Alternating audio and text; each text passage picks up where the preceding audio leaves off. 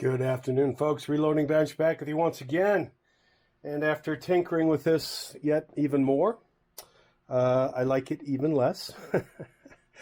And I'm going to be comparing it to the Case Prep Center. So you've got the new high-speed 3-in-1 trimmer, and then you've got the old school Case Prep Center.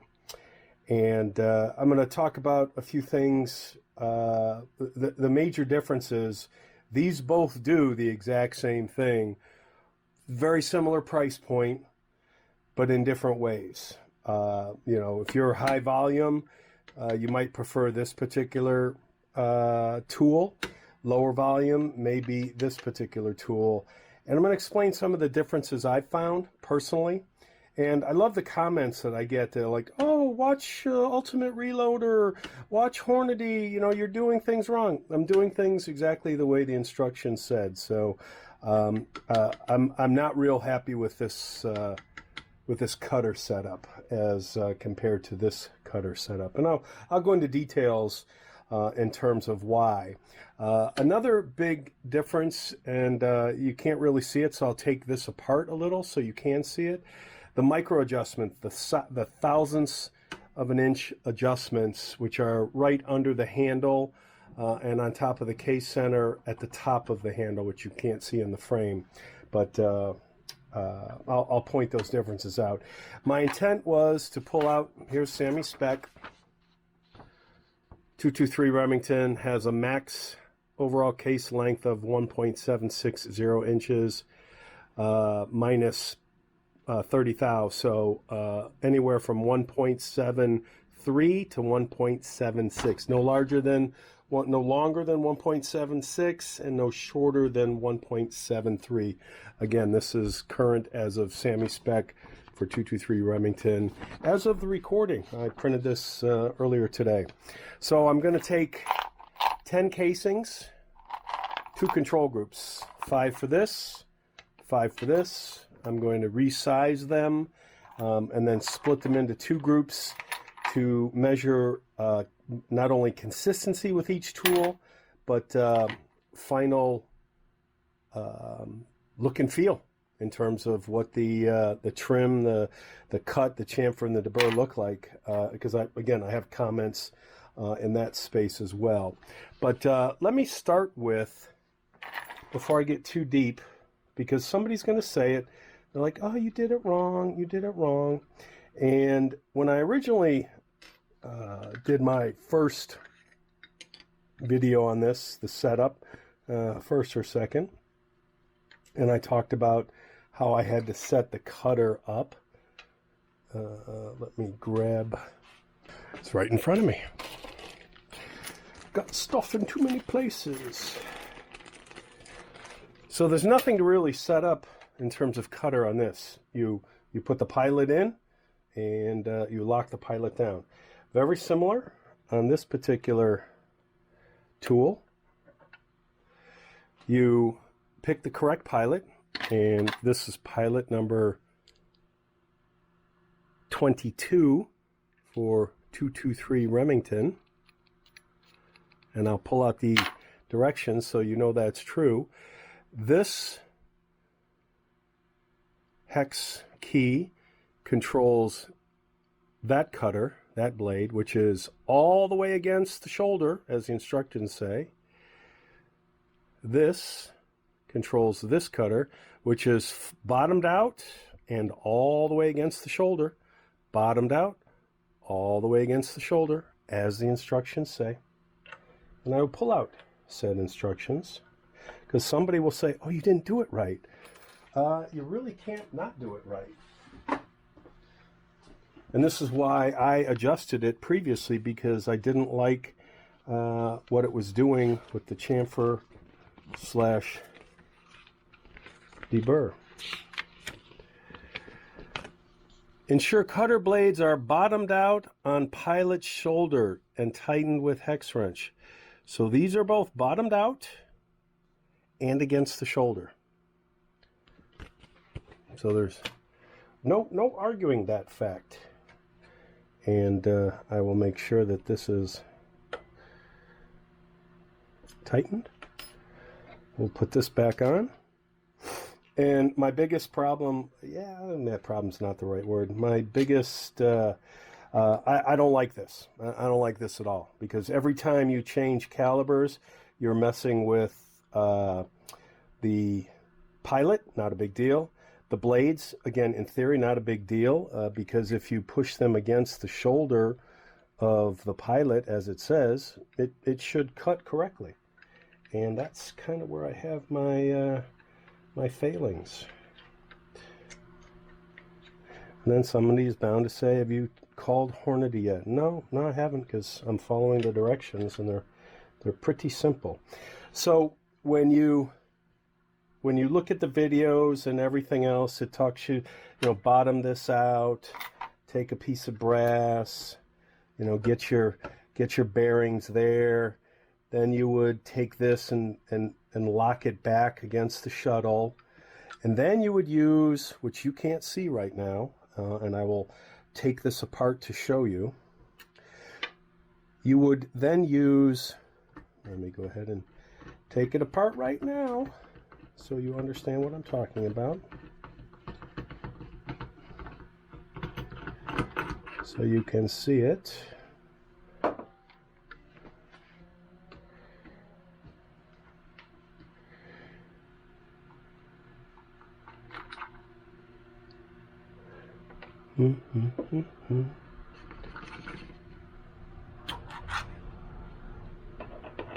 There's the collet for 223. Collet neck. So what you can't see right now, and I will try and take it apart so that you can see it. It shouldn't be difficult. Depending on, there we go.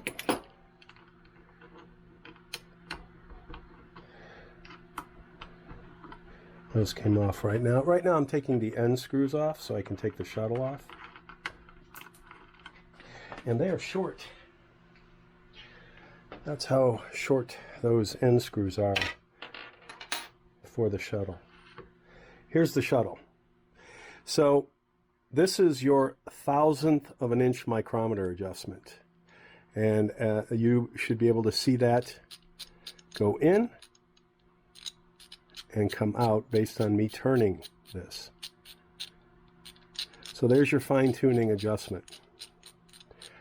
So you would set this to something, doesn't really matter what, because once you have the brass in the general alignment in terms of depth, that's when you do your fine-tuning here.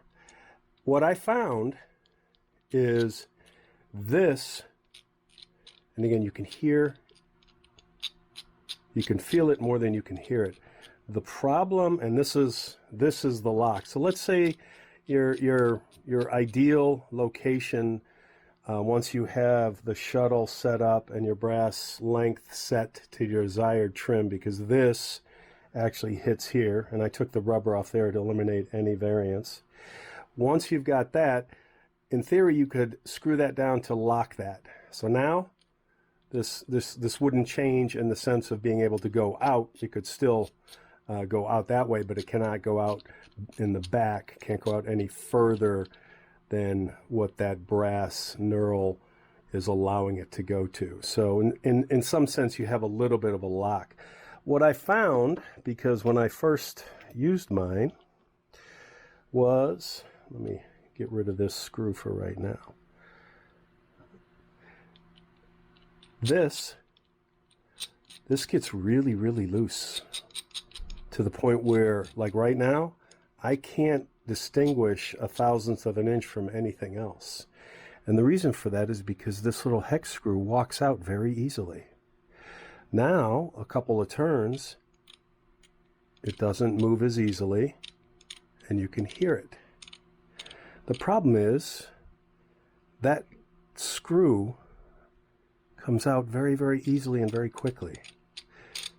So a couple of, half hour or so of playing with this, and all of a sudden I'm having to tighten this screw back You can also tighten it to the point where it locks it so it can't move. So you have this as a lock, and you potentially have that. So once you found the sweet spot for a particular caliber, length, trim, chamfer, debur, you could just lock that. So I'm going to set this to a degree. So I'm going to push this in.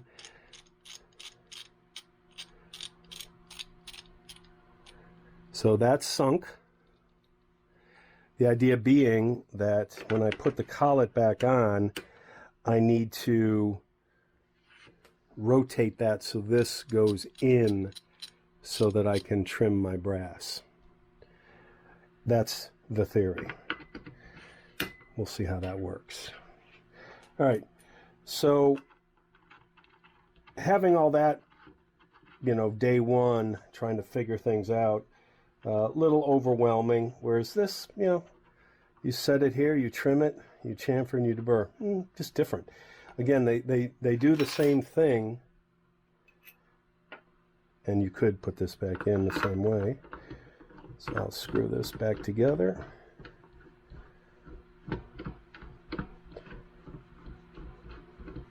It's going to be a long video, folks. I won't take you through everything, all the miscellaneous.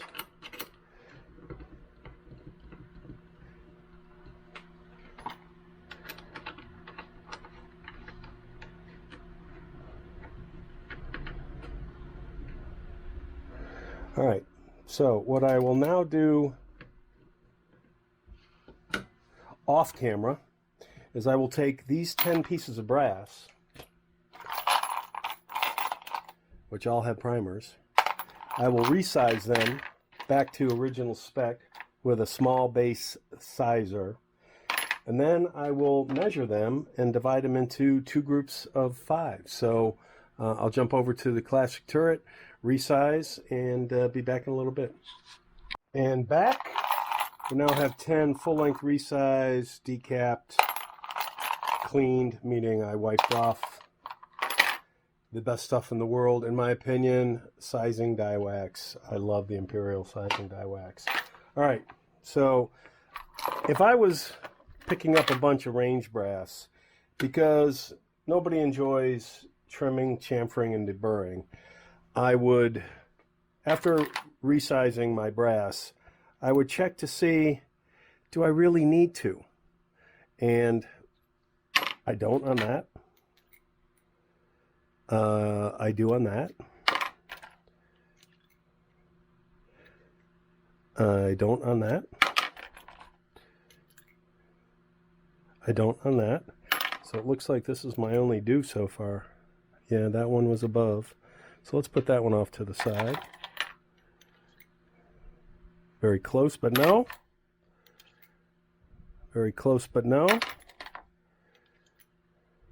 Oh, that one's an over for sure. That one is not. This one is not. And that one is not.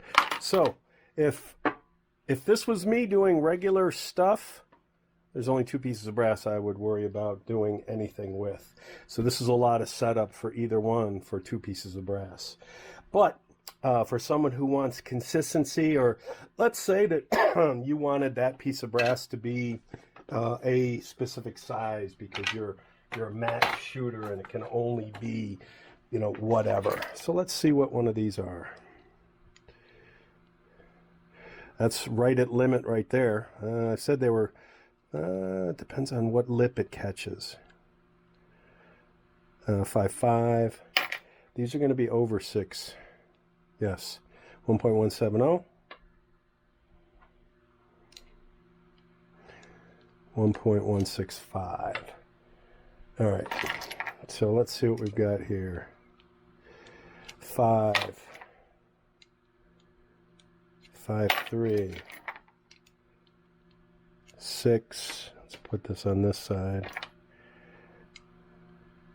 5. 6. 6. 5.5. Hopefully this is closer to 5. Yeah, 5. All right, so there's our 2 control groups. So we're going to say that since this group is on the longer end and this group is on the shorter side, we're going to trim, I'm going to try and trim both to 45. 1.745. So that's the goal. So we'll take the super longy. That's really, really long. I think this one was less long. Yeah, we'll do that. So this is our long group. So I'm going to mark these. I'll do black for the short. We'll do black for the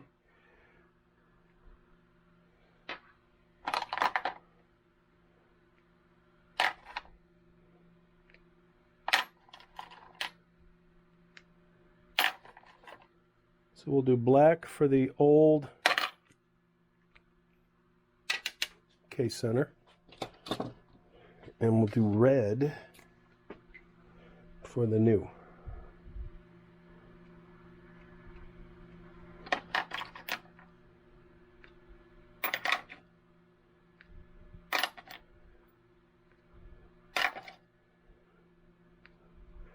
All right, so the goal, as I said, is to get to 1.745.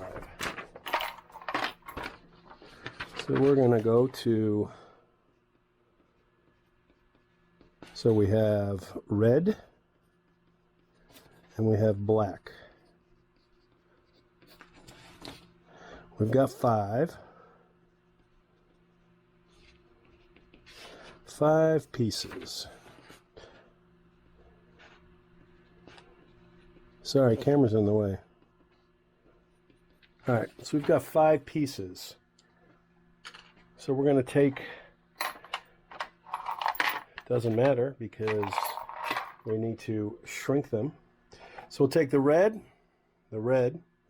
for, and just to show you, we've got power for both. We're going to take the red, and right now we are at 1.5, we're going to say 7, 1.757, almost 8. All right, we're going to pop this in.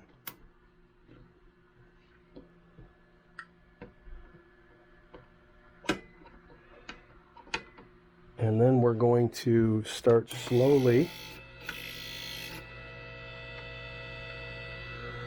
Start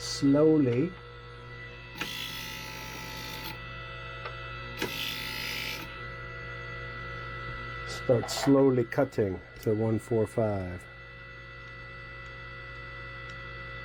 Not doing anything right now.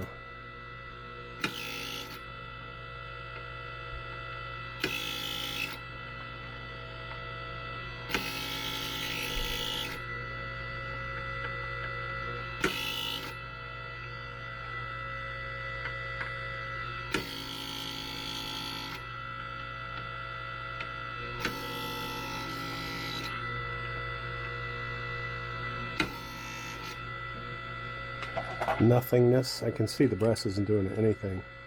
Yeah, nothing. This thousandth of an inch micrometer, you would think I'd be getting a thousandth of an inch cut. And again, sorry, camera's in the way. Camera's always in the way. That might be a little too much at once.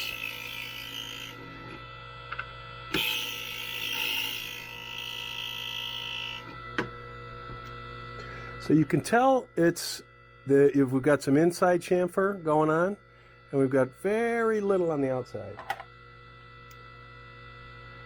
And we've trimmed a thousandth of an inch with all those movements. So I don't really think that thousandth of an inch is really thousandth of an inch.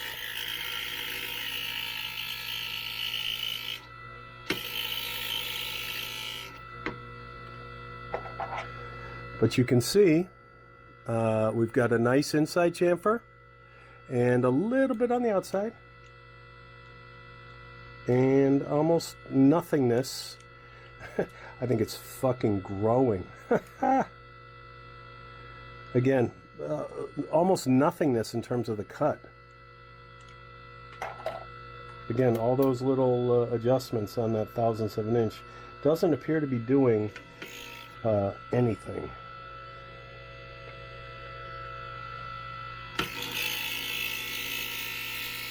I mean, you can hear it cutting the more I push, so.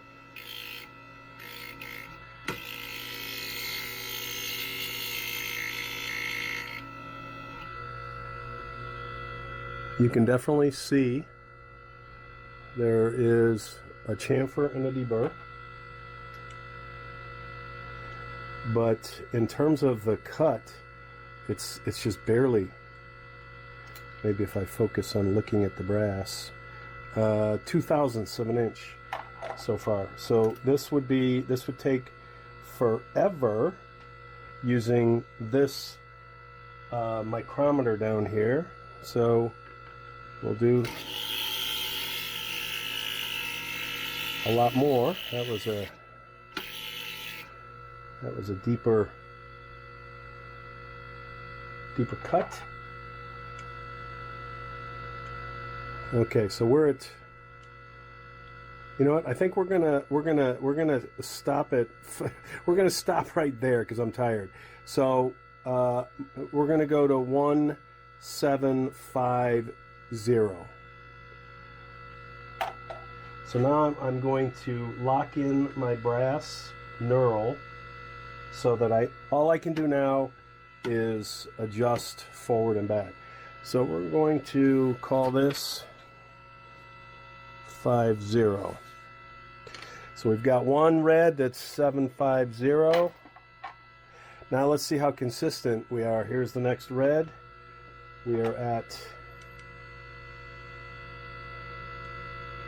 this should be loud and proud, because this is at 170, 177. So this one should be gnarly. Whoa. Obviously I did not have that in tight enough.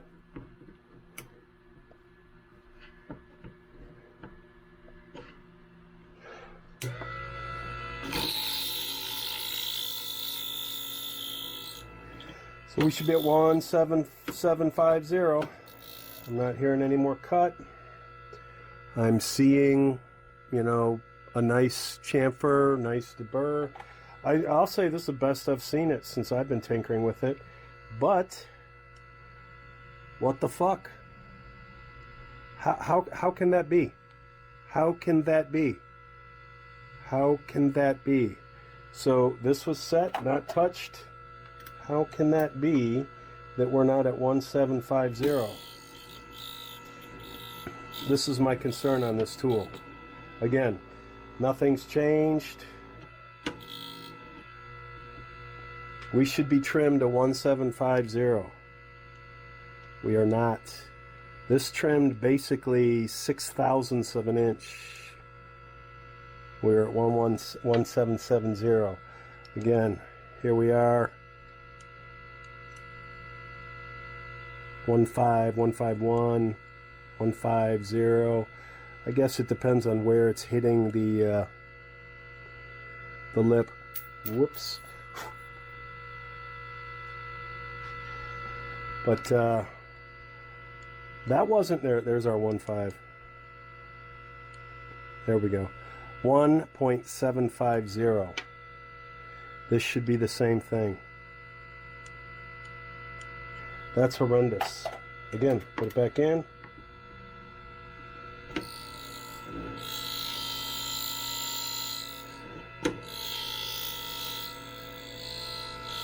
I'm pushing, I'm pushing, I'm pushing, I'm pushing.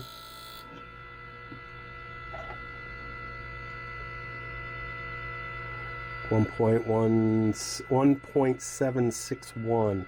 Terrible, terrible. All right, let's try another one. All right, this is around 5.5.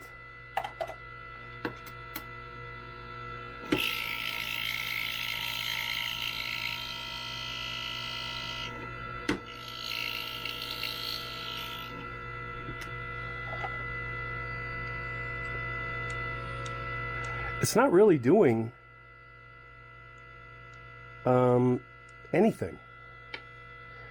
You know, a cutter that's not cutting. Okay, this is 5.5 again. Our first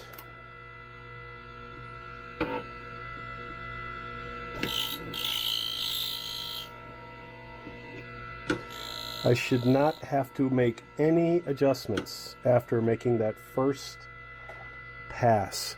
And you can see there's barely anything here. And it shaved less than 1/1000th of an inch. So this was my frustration, that the level of consistency. All right, so here we're at 5.6 now.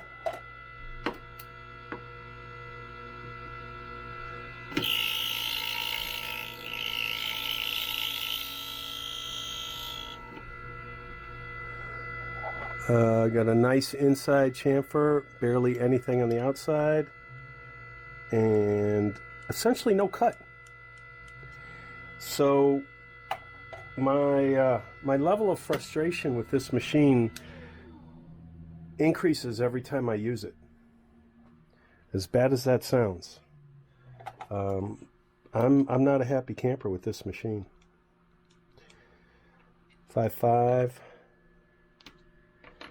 I should have wrote those down.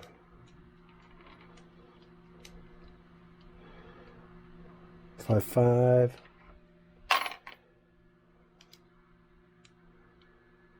5, 2-ish and a half. 5.7. 6.1. So where was my 5.0?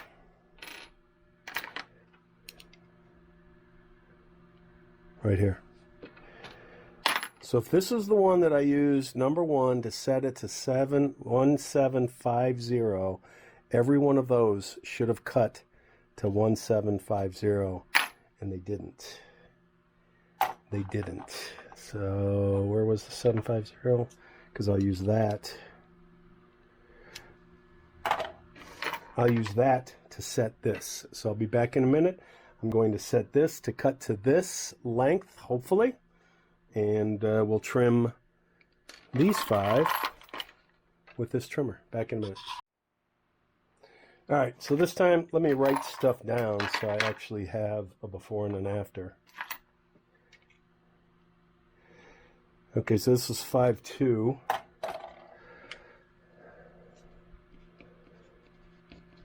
Let's see how close I came with my measurements.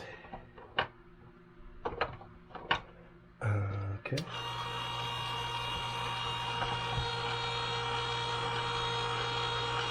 Doesn't look like I'm cutting anything.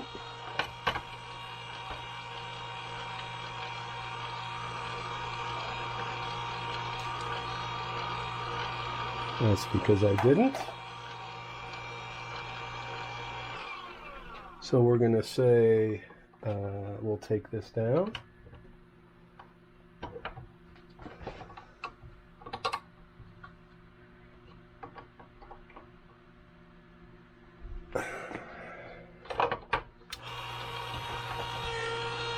Okay, we've cut something there, so there's our new baseline.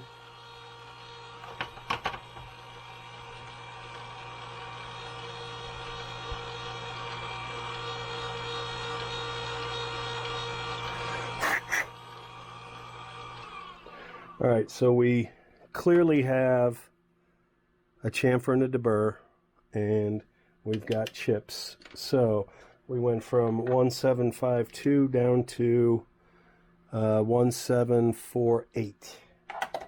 So we're going to call that 48.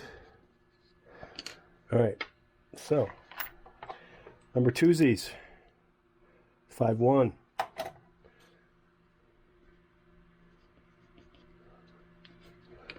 Let's see what this trims to.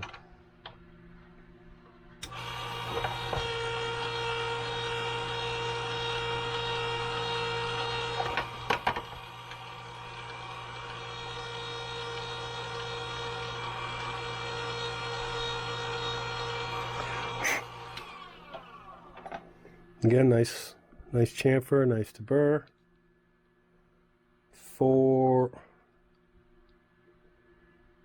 4-7.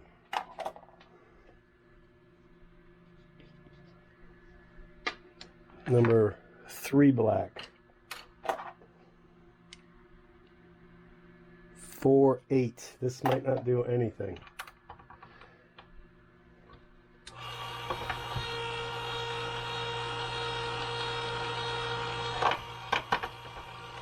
The other big difference is with this tool, regardless of, here's a good example, this was set, this came in at the same setting, whereas with this tool, if it was set and the brass was shorter than the setting, you're not going to get a chamfer and a debur.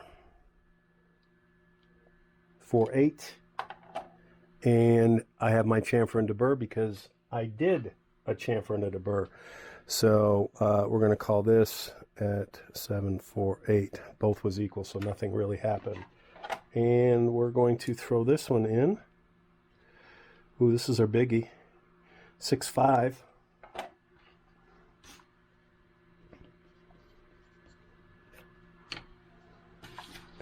Let's see what this comes in at.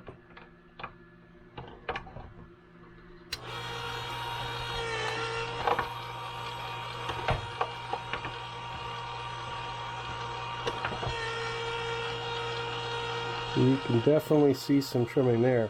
The other thing I'll note, and I mentioned this in a previous video, is that's one cutter, many calibers. This is one cutter, many calibers. I don't have to adjust this cutter. I have to adjust this cutter for every single caliber. Yeah. I believe the Henderson is caliber specific for the insert.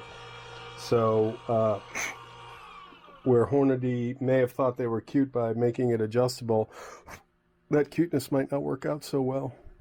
4-8, that's beautiful.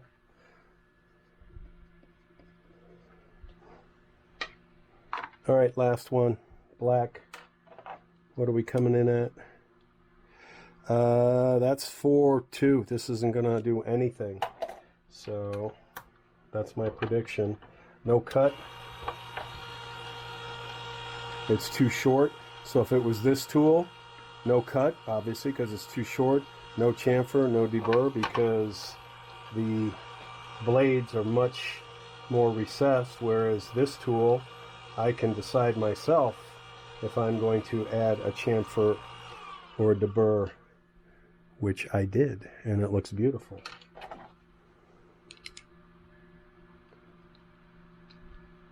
And again, 4-2, so nothing changed. So that would be 0.742, both equal. So the lesson here is the consistency on the Case Prep Center.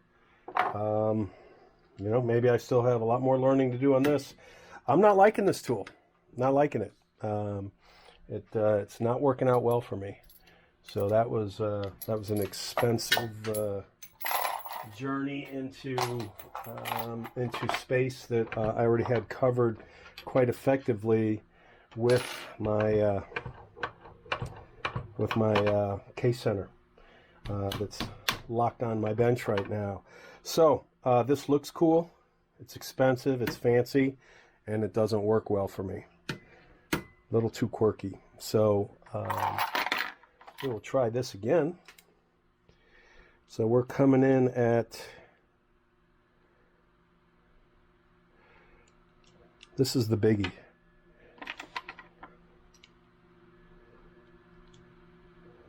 5-3. 5. Let's go back to that 5. That should be this one. The 5-0. Everything fucking falls off when you don't want it to. That's not it. One of these is a 5-0. If you catch it right at the exact place. Not that one. 5-3. It's amazing how you can't get the same damn measurement. Gotta love these things. This motherfucker is all over the place. Can't be. Can't be. Can't be this bad. There's 5.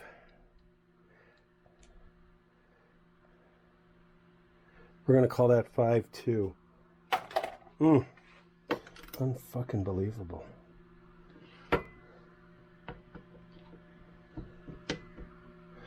All right. 5-2, and we're going to 1, 2, 3. That was 3 turns. We've got something going on here.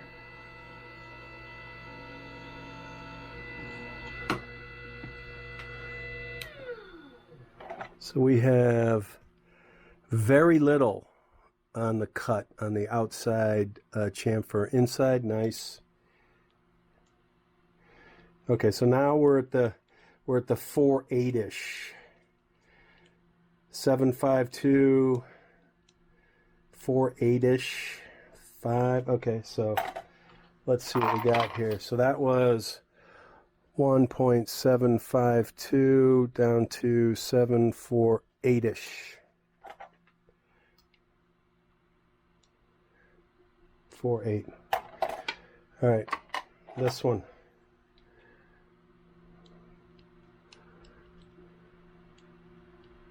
Six one.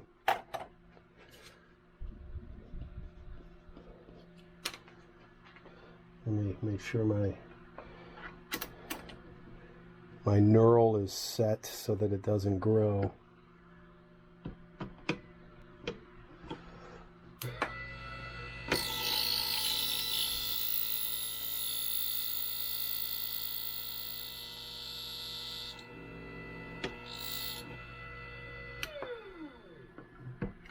Again, I'm not real happy with the outside cut, you know, the trim.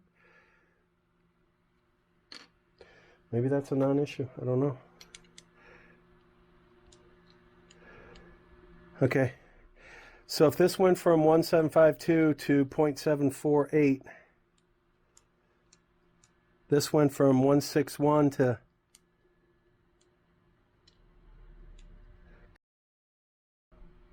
160, 159, 0.02 of a cut, 0.02 of an inch. And I will say, again, there's the red, here's the black.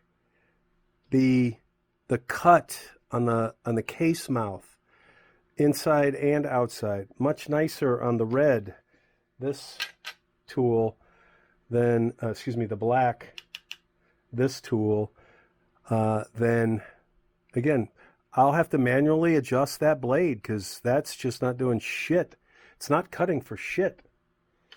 You know, the consistency. Where's the consistency in this tool? All right, what do we got here? 5-2, 5-2, 5, 5-2, 5-2, 5-2, 5, 5-2, 5-2, 5. That was the one I was looking for before and couldn't fucking find. 5-7. All right, where's my pencil?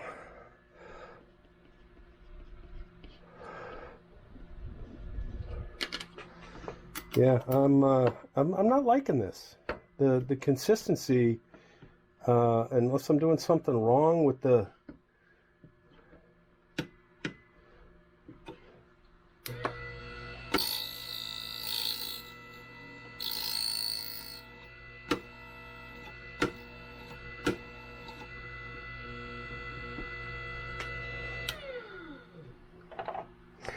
1757. Yeah, this isn't cutting for shit. The cutter that doesn't cut. Yeah. All right, so we're gonna do something drastic here. We're going to, we're gonna hit my head. We're gonna really go deep. 1757. 1757. And I'm going to hopefully demonstrate what I was seeing previously on a really chattery cut.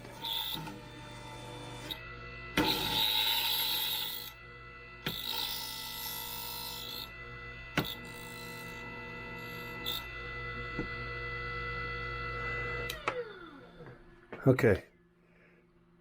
Nice inside. Little bit on the top here. Little bit on the top. Not, in my opinion, not as nice as the manual on this tool. But let's see what we got in terms of a cut. Okay, so it finally freaking cut to 140. All right, so now we're at 140.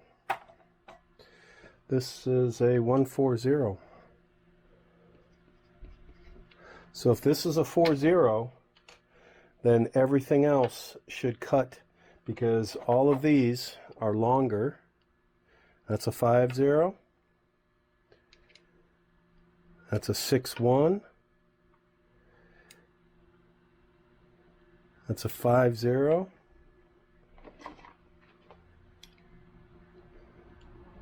It's a 53. All right, so all of these should come out at 740s now.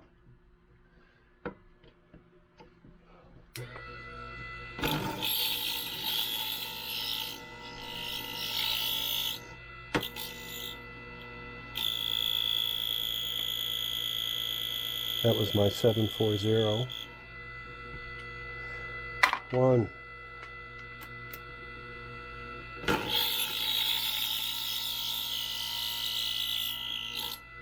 2,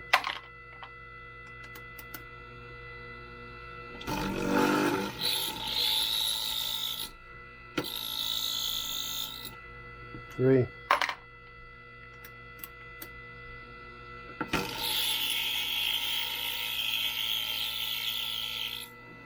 4. All right, this was my 1740. My baseline. All of these should be 1740 now. All right, that's a good sign. 1740. 1740. 1740. Looks like I need to eat some shut the fuck up. 1740. All right. So I guess this comes down to the idiot driving the machine and finding the right perfect setting. And for me, 1740 is not necessarily it. It's getting a little close to low, but I guess there's the consistency, and there's where it actually cut. So yeah, F me. All right, so if that was 1740, I'm going to take one of my blacks.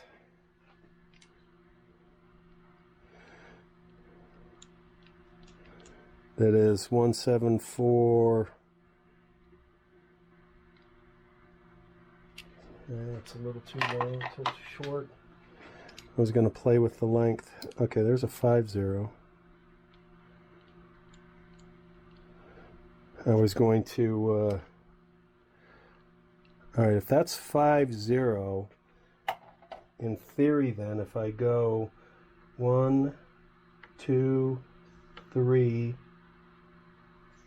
4, 5, 6, 7, 8, 9, 10, I'll lock that in. If this is 50 and these are 40, I just extended. Probably shouldn't have two brass in the hand at the same time. There's the 40. There's almost 50. So this should not cut because I just added 10 thou. Let's see what happens.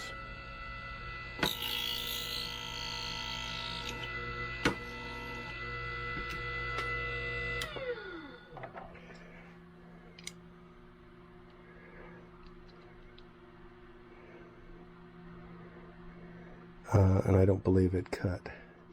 So let me grab a piece of brass that is still primed from the bag. From the baggy bag. That's a 5.5. Put it in up in here. Now this isn't resized, so I don't know if that's going to make a, if that's going to give me some nastiness on the case mouth. Yeah. Okay, so that does make a difference when it's not resized, because that mouth is a little big, so it looks a little chunky there. But I'm going after the 5051. Okay. I'm going to say that we have discovered a combination of operator error and other.